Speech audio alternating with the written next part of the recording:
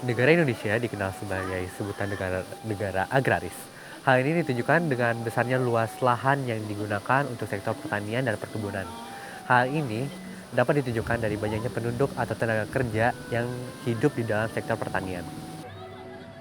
Keadaan pertanian di Indonesia sebelum dijajah oleh Belanda adalah metode pertanian dengan sistem pengairan.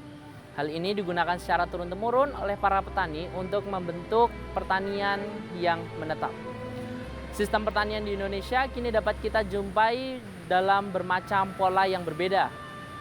Hal ini ditujukan untuk memanfaatkan teknologi tepat guna untuk tanaman yang diusahakan, antara lain perkebunan, ladang, dan pola tegal pekarangan.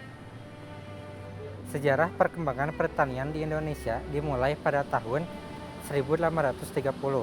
Di masa ini terjadi era tanam paksa, di mana setiap desa diwajibkan untuk mencadangkan tanahnya seluas 20% untuk ditanami tanaman komoditi ekspor seperti kopi, tebu, nila, dan lain-lain. Hasil dari tanaman komoditi ekspor tersebut akan diserahkan kepada Belanda dengan harga yang sudah ditentukan. Hasil dari penjualan tersebut akan diserahkan kepada Belanda. Sedangkan setiap warga desa yang tidak memiliki tanah diwajibkan untuk bekerja selama 75 hari dalam setahun pada kebun-kebun pemerintah. Kemudian, pada tahun 1870, lahirlah ketentuan agraria kolonial yang tertuang pada Agraris Suet 1870. Dalam aturan ini, pemegang hak dijamin selama 75 tahun untuk menggunakan hak eigendom, serta memberikan peluang tanahnya sebagai agunan kredit. Balai Besar Penyelidikan Pertanian didirikan pada tahun 1918. Kemudian pada tahun 1949 berganti nama menjadi Jabatan Penyelidikan Pertanian. Kemudian pada tahun 1952 berganti nama menjadi Balai Besar Penyelidikan Pertanian General Agriculture Experiment Station. Pada tahun 1966 berubah menjadi Lembaga Pusat Penelitian. Dan pada tahun 1980 berubah menjadi Balai Penelitian Tanaman Bogor. Pada tahun 1994 berubah menjadi Balai Penelitian Bioteknologi Tanaman Pangan. Pada tahun 2002 berubah menjadi Balai Penelitian Bioteknologi dan Sumber Daya Genetik Pertanian. Pada tahun 2003 berubah menjadi Balai Besar Penelitian dan Pengembangan Bioteknologi dan Sumber Daya Genetik Pertanian. Pada tahun 1960 lahirlah Undang-Undang Nomor 5 tentang Peraturan Dasar Pokok-Pokok Agraria atau UUPA pada tanggal 24 September tahun 1960. Undang-undang ini mengalami proses yang panjang loh selama 12 tahun. Dimulai oleh pembentukan Panitia Agraria Jogja tahun 1948, Panitia Agraria Jakarta 1951, Panitia Suharjo 1955, Panitia Negara Urusan Agraria 1956, Rancangan Sunarjo tahun 1958, Rancangan Satjarwo 1960 yang langsung disepakati oleh Dewan Perwakilan Rakyat Gotong Royong atau DPRGR yang langsung dipimpin oleh Haji Zainul Arifin. Pada tahun 1974 dibentuklah Badan Litbang Pertanian, Kepres pada tahun 1974. Pada tahun 1980 berdirinya Departemen Koperasi untuk membantu golongan petani lemah di luar Pulau Jawa dan Pulau Bali. Pada tahun 1993, sesuai Kepres nomor 83, tahun 1993 terbentuknya BPTP dan LPTP yang tersebar di seluruh provinsi di Indonesia. Pada tahun 1998, Departemen Pertanian di Indonesia mengalami kehilangan arah. Hal ini dikarenakan hilangnya pembangunan jangka panjang ke-6 yang menjadi ciri khas dari pemerintahan Orde Lama. Aktivitas penyuluhan dan intensifikasi menjadi lambat. Alhasil, produktivitas bahan tanaman pangan dan hortikultura menurun. Pada tahun 2005, muncul rencana pemerintahan untuk melakukan revitalisasi pertanian di Indonesia melalui Undang-Undang Nomor 16 Tahun 2006 yang berisi sistem penyuluhan pertanian, peternakan, dan kehutanan. Ditindaklanjuti dengan Peraturan Menteri Pertanian Nomor 273 Tahun 2007 mengenai penjabaran penyuluhan pertanian di Indonesia. Konsentrasi untuk meningkatkan produksi dan produktivitas pertanian di Indonesia membawa Indonesia mencapai swasembada beras kedua pada tahun 2008. Tercapainya swasembada beras tersebut tertolong oleh bantuan tenaga penyuluhan pertanian melalui tenaga harian lepas, tenaga bantu penyuluh pertanian atau disingkat THL-TBPP. Kemudian pada tahun 2010 mulai diselenggarakan dan diprogramkan pertanian organik.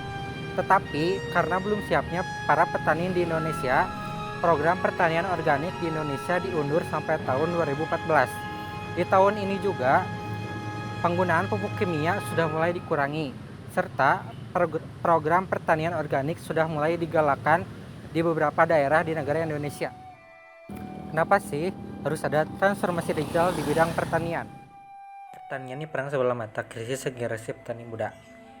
Rantai niaga yang merugikan petani, teknik budidaya kurang presisi, pengukuran lahan yang tidak akurat dan presisi.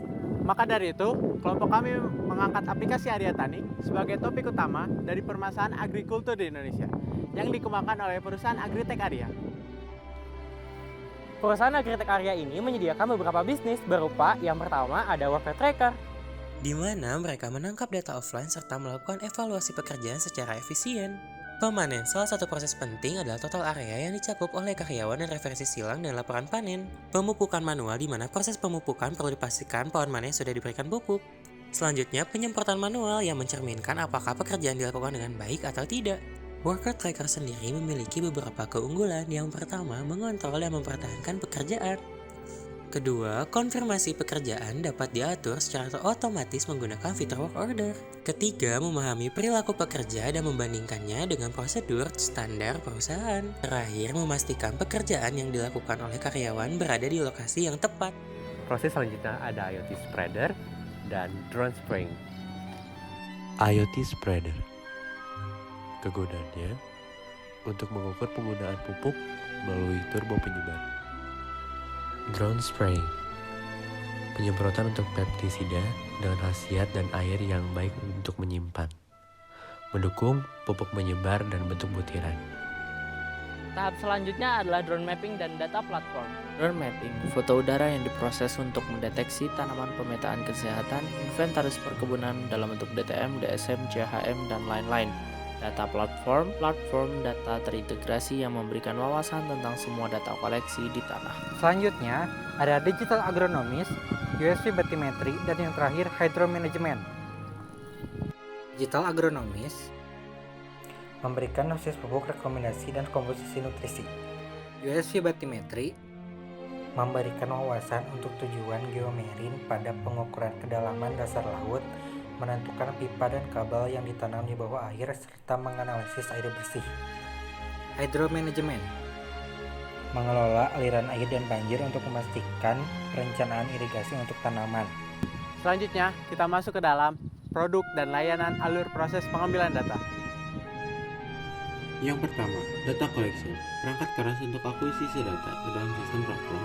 Data dikumpulkan melalui layanan drone, sensor aset IoT, dan GPS untuk mengumpulkan data. Yang kedua, data transmission. Ground station dan transmission tower dari suatu titik ke titik lain menggunakan perangkat transmisi di menara memungkinkan untuk mengirim data setiap jam. Yang ketiga, data storage.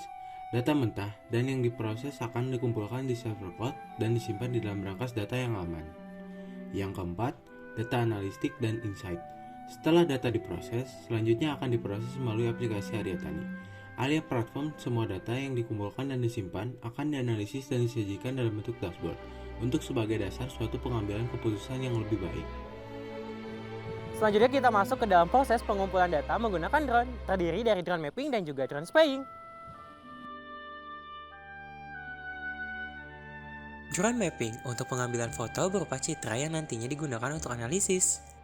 Output dapat berupa peta RGB, DSM, NDVI, dan DTM.